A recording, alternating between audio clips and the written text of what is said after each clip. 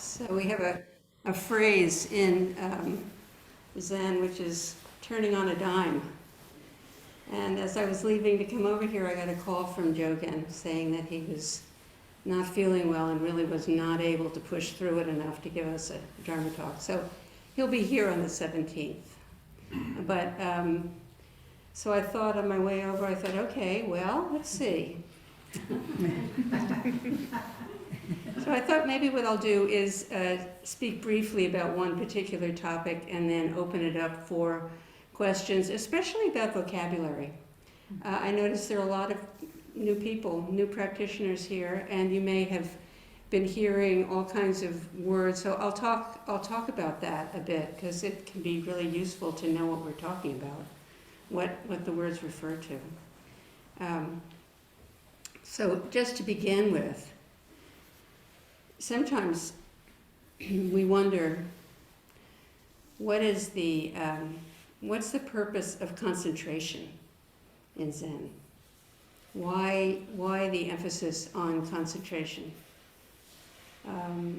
Because we have concentration and then we have insight, and it's really important when being able to be present to our life that we are accustomed to paying attention right here and noticing what's coming up, which is the gift of a concentrated, open, still, fairly still mind, one that's not perpetually distracted by all what my teacher Robert Aiken used to call roof brain chatter, the constant background chatter, commentary that goes on. So we're given practices.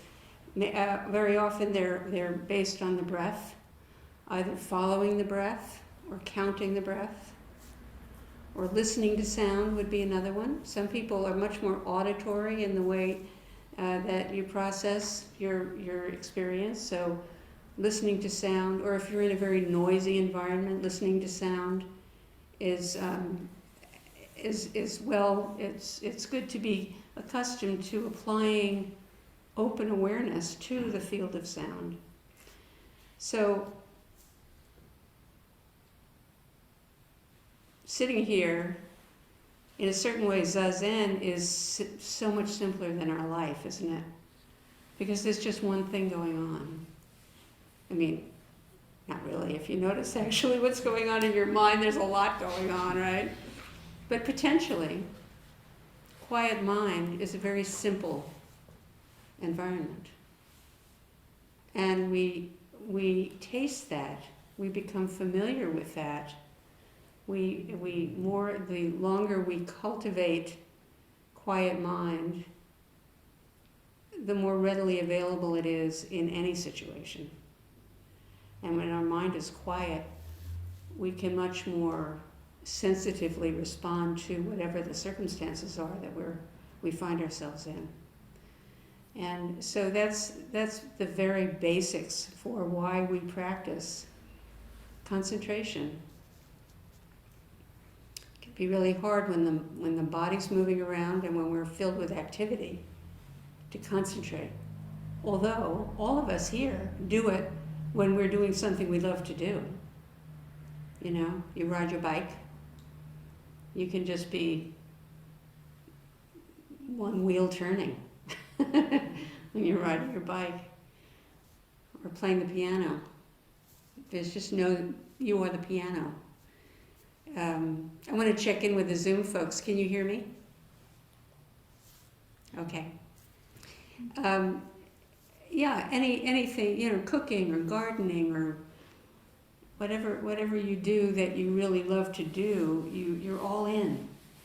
And you're all in, and it feels, it's fun to do it because you are all in. You're not separated out into and drawn away into all these different competing demands. So same with Zazen, when we're sitting Zazen.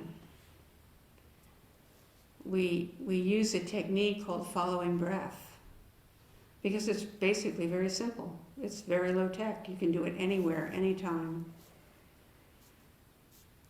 Eventually, eventually when you discover breath, breathing, you're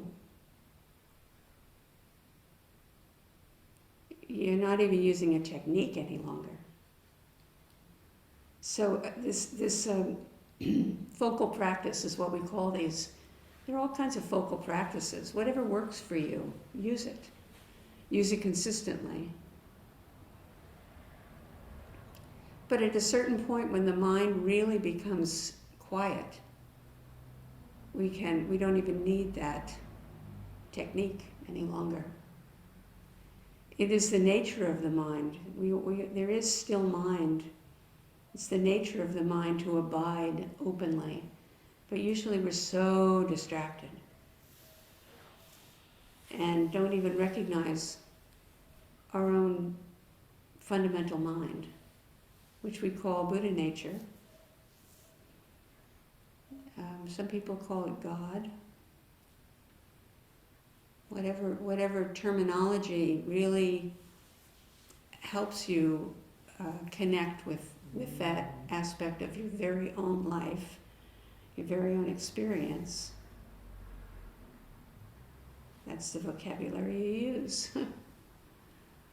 We have in this tradition, because it comes to us through Asian, first India, and then China, Japan, Korea, some of the Southeast Asian countries. Our own lineage is Japanese, which came from China before then. So the vocabulary, some of the vocabulary has been maintained. And partly because we don't have a sufficient word in English. An example would be dukkha. Is everybody familiar with that term? Dukkha. Dukkha is trouble, a troubled mind and heart. And it is the first noble truth in the teachings of the Buddha. Dukkha. Dukkha can be anything. I mean, each of us has our own favorite forms of suffering. But we call it suffering, but we could call it restlessness or anxiety, whatever it is that is your bugaboo. This is dukkha, and when we know quiet mind, we become so much more aware that we are caught in dukkha when it comes up. And dukkha, there's so much in all of these teachings, but it essentially is separation. When we are in a reactive relationship with whatever is going on, whether it's an internal state of mind, or something in the world, we experience suffering and difficulties. Same is true in Zazen. When the mind is painfully busy, and no matter what you do, you cannot get a moment's peace and quiet. That's a very deep sense of suffering. And a lot of people, when they start meditation, they say, well, I don't know if I want to do this because I never had this kind of busy mind before. Maybe not, but something brought you here. So that's another aspect of practice is what is it that you come for, and what do you think this practice will get you? And we talk about practicing without a gaining idea, without trying to get something, without trying to make our life be really different. A very great Zen master said, Zazen is good for nothing. And that's a skillful way to talk about it, because it's not that we don't notice very potentially profound effects on how it feels to be me, right? when we have a regular, steady practice. But what gets in the way is when we're going. It's the second noble truth. The source of difficulty is grasping and clinging. So if we're approaching Zazen and Zen practice, wanting something, we're immediately actively engaging the second problem, the second noble truth. I want to be enlightened, even though you have no idea what you're talking about. My teacher always said, enlightenment is not what you think. Number of meanings to that phrase. So I could just kind of go on, but what I wanted to do was focus in on specific terminology,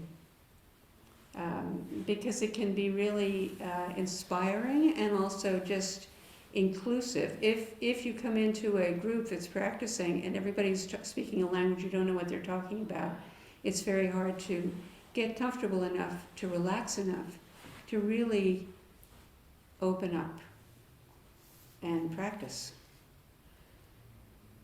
Everything we do helps us practice.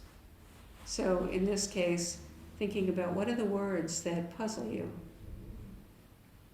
that you hear. And I'll start off with Tathagata, because we just chanted that. It's spelled Tathagata, the thus come one. It's one of the Buddha's nicknames, but it's also all of our own awakened minds. When we know quiet mind, when we know the still point center that has nothing to do with words, and it is realized in every aspect of our life. That's what Tathagata is pointing to. The Buddha conveniently lived a really long time ago and very far away. So we can project the entire archetype of a completely awake human being onto him. And we can aspire to be completely awake. Well, the only time we can be completely right here is right now. And the Buddha had a lot of trouble. He had a lot of troubles in his Sangha. When you read the Pali Canon, the account of his life and his teachings, much of it was generated by all the trouble that was coming within the Sangha and the communities that he visited and he taught. So the Tathagata mind, the mind of Tathagata is the mind that we all, in some way, somehow know something of, because otherwise you wouldn't be here.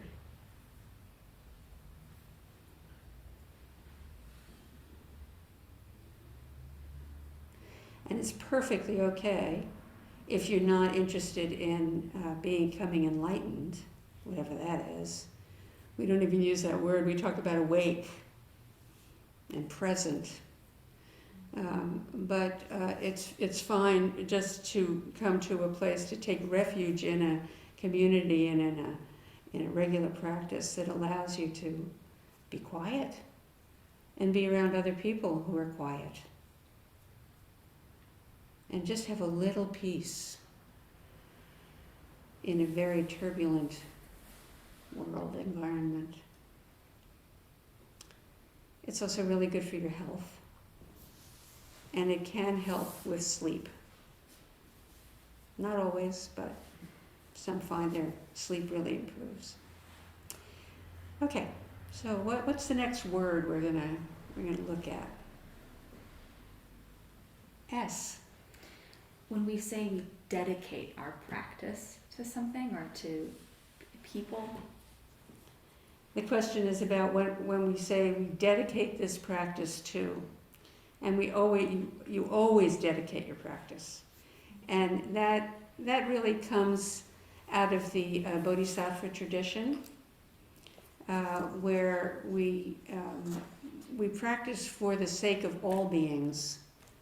And that's based in an appreciation for how our life is nurtured and contributed to and formed by the lives of all other living beings. And everything that we do contributes to the life of all other beings. So dedicating our practice it's not just for our own peace of mind. It's reminding us, yeah, I do this for everyone, which keeps us paying attention to what we do, body, speech, and mind, what we do, what we say, and what we think. What are we cultivating in our own life? And we're very caught up in the materiality of our bodies. We're very caught up in language. But actually, all of life is a vibrant field of energy. And when we come together collectively and meditate, we're emitting an energy that is very organized and what would be a good word? Beneficial.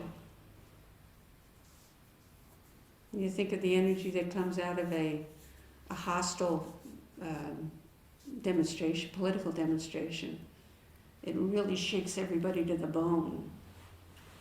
When we sit together, it really calms the energy. So it's important to dedicate, to remember that this practice is for all beings, not just our own self. We don't want to reinforce this sense of separate self, or that we're somehow more special than anybody else.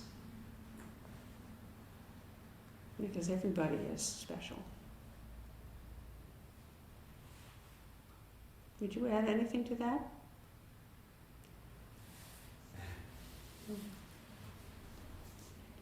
Ordinary word, but important. Yeah, Taiken. Since we've got some new folks with us today, and I talked a little bit about Sangha, but I didn't really talk about what the deeper meaning or the definition of Sangha. Yeah, Sangha. We have somebody in our Sangha who calls it a Sangha.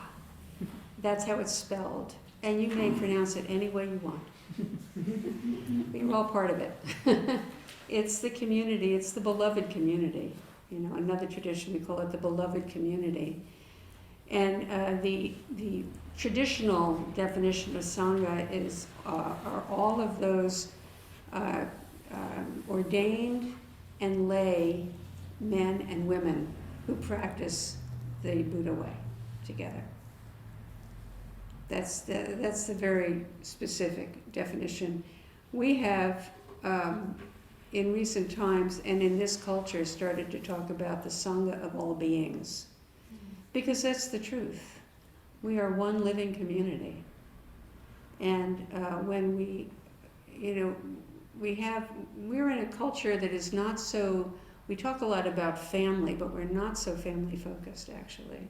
We certainly are not extended family focused mostly in the way that we organize our economy and our work world.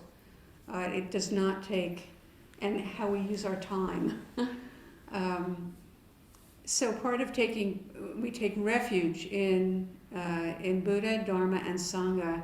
Taking refuge, having a community to practice with, helps us a lot for several reasons. One, well, we just finished a retreat. I was going to call it a session. That's another word I'll talk about. That went from 7 p.m. last night to 7 a.m. this morning. None of us would have stayed had not all of us been here together to do it. And it was very powerful. All-night retreats are very powerful. So we keep each other practicing. And we also, it's a certain kind of friendship. Spiritual friendship is not about making each other feel good as the primary, but actually helping each other live a truthful life, be truly who we are. And we have companions who are investigating all the ways that we fudge on who we are, or avoid expressing who we truly are, how we feel about things. And in Sangha, it's important, if we're going to do that, that we learn how to be very skillful in how we express conflict or difficulty in the way that we work together. We have a center here, we have a building, and a lot of work to be done. It is the heart of our practice. Anybody who's involved, and I encourage you to get involved in this aspect of it, because there's so much insight into our own stuff. I mean, I learned so much about myself working with all of you. I've really modified a lot of my behaviors because of what I saw, the effect of various ways of being. So Sangha is one of the three treasures, one of the three jewels. And most people say, I don't continue practice unless I'm in a Sangha. I certainly don't. I mean, I've always been part of a Sangha. And it's fun. It's a lot of fun, actually, when you work together with people. Where the product is well-being, wisdom, generosity, kindness. You know, where else can you do that in a group? Everywhere, actually. Once you discover that you can do it everywhere.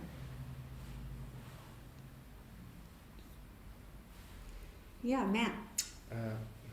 So I want to ask about the term Zen, and specifically like Zazen and Sansan.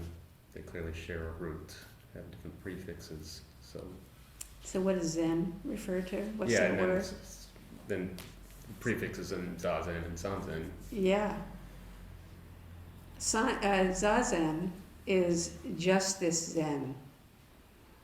Just this. Zen means just this.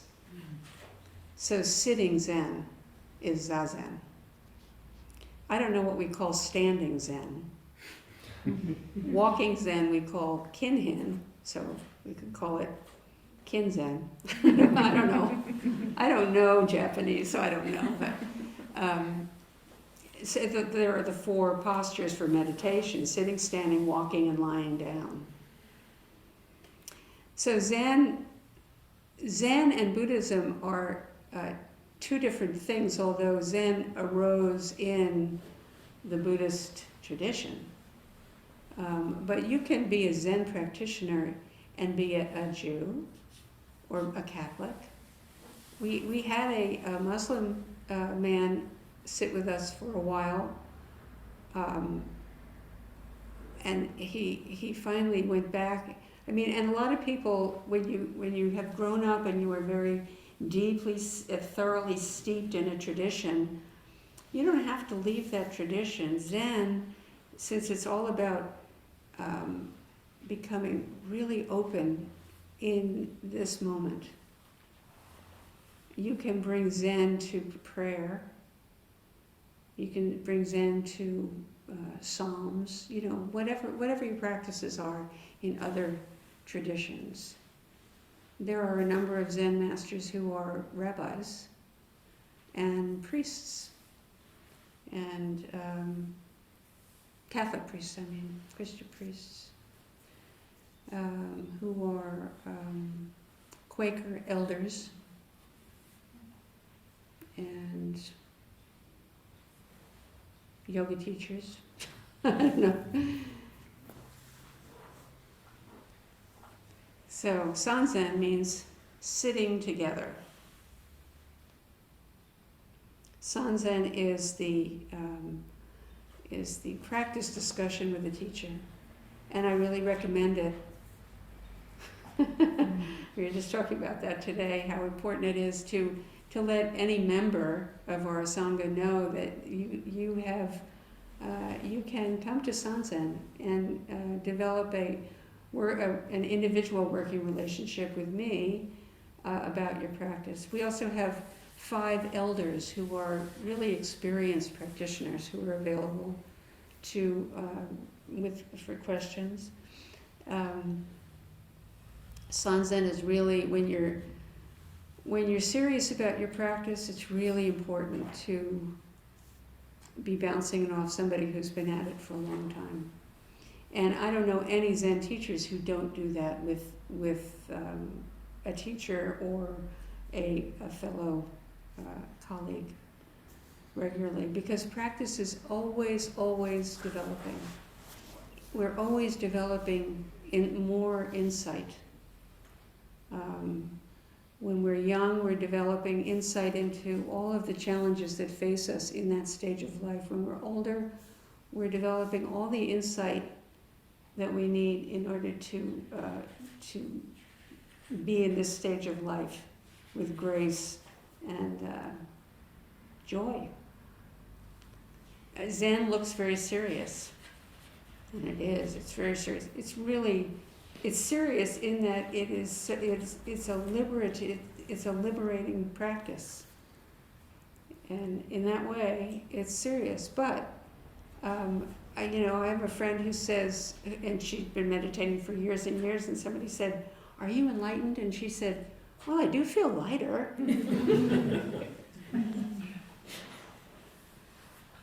The lightness of wisdom.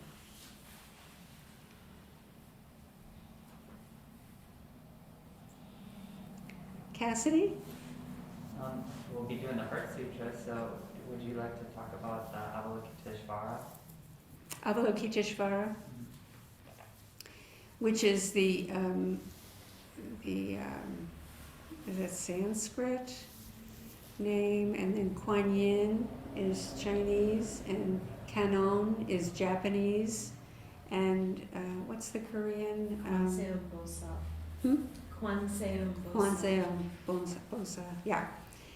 And Mother Mary. Every tradition has a representative, kind of an archetypal figure who embodies compassion, and within which we can take refuge. So Avalokiteshvara Bodhisattva is our own heart of wisdom. There are many, the name is mentioned in a lot of sutras and figures in those. It's an archetype. And there are who are some of the people in this world who are Avalokiteshvara archetypes, compassion archetypes? Does anybody come to mind? Gandhi. Probably John Lennon. John Lennon? Yeah. Could be, yeah. Robin Hood? Robin Hood, Gandhi. Gandhi, Thich Nhat Hanh. I would say, Fred Rogers. what's her name? The person who's about to become a Supreme Court. Katanji. Katanji, yeah. Certainly sounded like Avalokiteshvara up there during her questioning. Harriet Tubman. Harriet Tubman, yeah. So these are all figures who inspire us to do our best and to be generous and to care for others and really be in the world to lend a hand. So there's Avalokiteshvara, then there's Manjushri, who is the Bodhisattva of wisdom, the wisdom energies that we all carry. They're always, traditionally they've been along the lines of binary, so they're male energies and female energies. I'm a little uncomfortable with that. What we could say is those energies that that are forceful, that are clear and steady, and then there are energies that are soft and yielding. So we all have, hopefully we come into more and more balance with those energies in our own lives. Some of us, came into life in families where we really had to specialize in one energy or another. But through practice, we really learn how to be all of our energies, and to make a place in our life for all of the voices that call on us, that guide us, that show us what's true and what's helpful.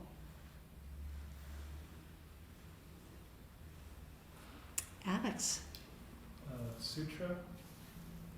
Sutra is,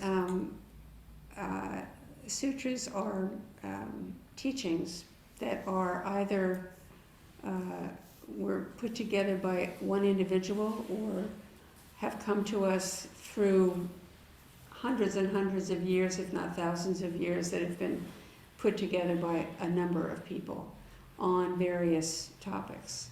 But there are a lot of sutras in the Pali Canon, and Pali is the language that was developed.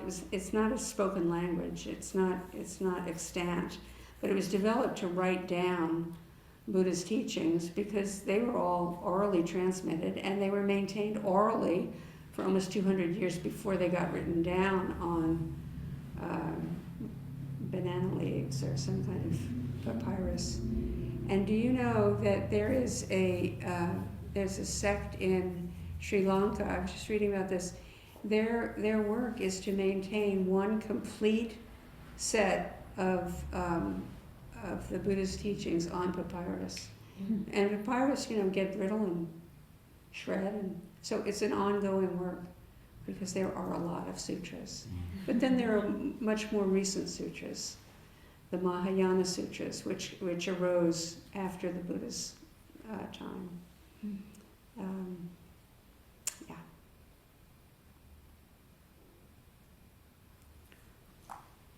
One more?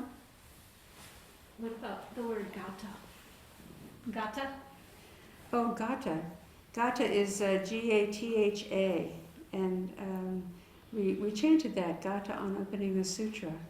It's a short phrase that attaches to a Dharma talk.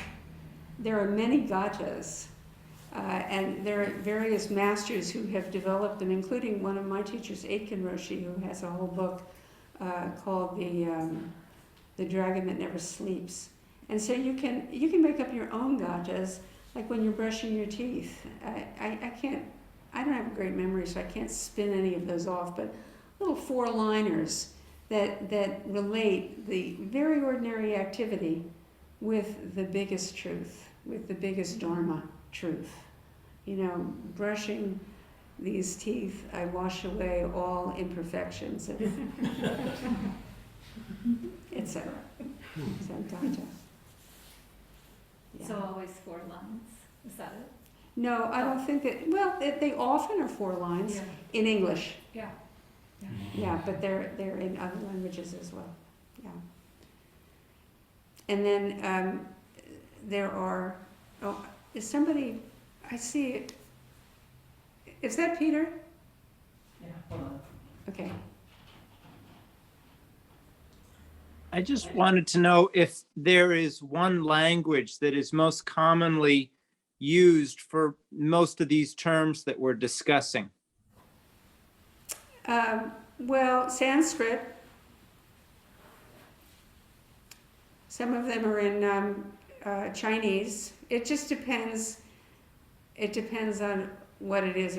If we went through our chant book, we would find chants in Sino-Japanese, and one reason why we still chant some of the chants in that language is because we're part of an extensive sangha, and many people, and some of whom are here tonight, have practiced in other traditions or other centers, and when you go from center to center, you know the chants because this is how you've been practicing. It's also a way of honoring the ancestors, the ancestral way. It's not necessary when chanting, I'm kind of going tangential here, it's not necessary when chanting to always know what you're chanting. Because chanting is in itself a practice where the mind can be dropped. The thinking mind, the cognitive engagement is not necessary. It is a body practice. And it can, very often when you are early on in practice and you're very self-conscious, you can chant really quietly because you don't want to. But then after a while, you can really make noise from chanting, and it is so great because you're always told to just quiet down, just tamp down your energy, but you can just shout it out, you know. So chanting has a lot of liberative possibilities.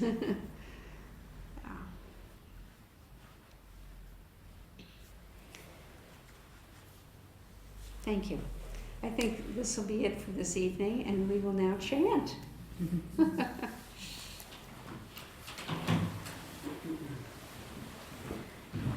Please turn to page 5.